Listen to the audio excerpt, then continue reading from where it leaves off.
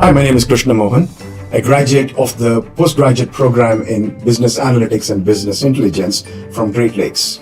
And today I'm a senior manager, technology at Thomson Reuters here in Bangalore.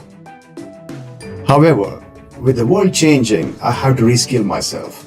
As someone who was good with numbers, as someone who liked to do a lot of analysis, I looked at analytics.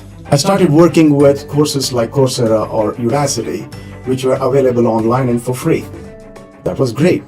However, the problem is that I could not interact with my faculty, I could not interact with my fellow students, and the discipline required to do all the assignments, that was hard to keep up with.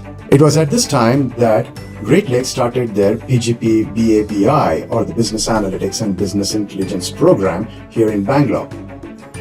I enrolled for this first batch. I knew it's not going to be easy. I had a full-time job and a family to keep up with.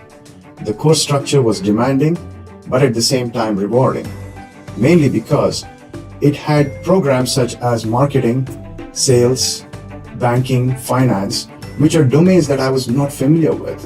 However, these are the domains that have implemented analytics in a significant manner. That knowledge and experience gave me a lot of insight into how analytics can be used.